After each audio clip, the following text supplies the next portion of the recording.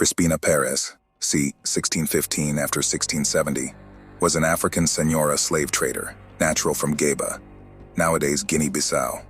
Crispina Perez belonged to a lineage of African women traders who operated in some of the main ports of the West African region, such as Guinguim, Farim, Cacheu and Geba.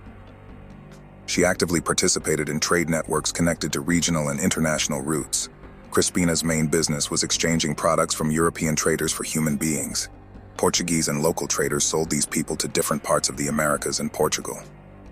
Operating her business from Cacheu, Crispina Perez was intrinsically connected to the slave trade in the Atlantic world between 1640 and 1668. Crispina Perez was born in c. 1615 in Geba. She was the daughter of Isabel Pessoa and Rodrigo Perez Baltazar. Crispina's mother and maternal grandparents were Banhuns, born in Guinguim, now Beguingue. Guinguim is located north of Cacheu, near the port of Buguendo, in São Domingo. Crispina Perez's father was Rodrigo Perez Baltazar, a native of Terceira Island, and a foreign trader who did business in Guinguim.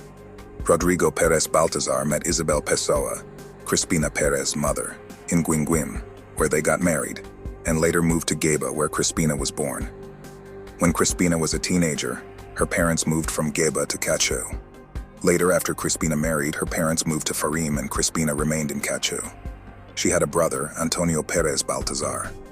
Around 1630 to 1635, Crispina Perez married Captain Francisco Nunes de Andrade, a slave trader with whom she had 3 children, Rodrigo Nunes, George Nunes, and Casila Nunes. In 1665, after the death of Francisco Nunes de Andrade, Crispina Perez married Jorge Gonçalves Francis, with whom she had only one daughter, Eleanor, who died as a baby. Jorge Gonçalves was born in Cacheu and not in Portugal. Jorge Gonçalves Francis was the Capitão Mor, Captain General of Cacheu. Together, they had an influential position. Crispina Perez controlled the trade between the Portuguese and the indigenous African rulers in the region, and acted as a diplomatic mediator between them through her connections. Crispina Perez was a successful businesswoman. In addition to her residence, she owned a guest house for foreigners, a ship, and several households and enslaved people. In 1665, Crispina Perez was transported from Cacheu to Cape Verde and then to Portugal.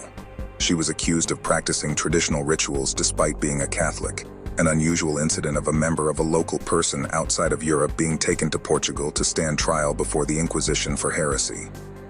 Crispina Perez spent 3 years in the prison of the Inquisition in Lisbon from 1665 to 1668. There, she endured all the hardships. She was tortured several times and seriously ill throughout 1666. Finally, after several inquiries and confessions in March 1668, she was found guilty.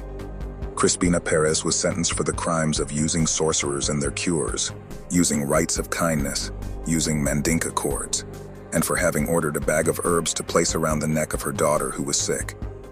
Her sentence was read in the Auto de Fe, in Largo de Rocio, in the center of Lisbon, where she walked in procession wearing San Benito, with a lighted candle in her hand, and listened to her penance.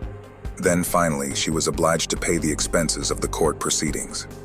After doing her penance, she left on the first ship from Lisbon to Cacheu. 3 months later, she arrived home, finding her husband Jorge Gonçalves even more ill.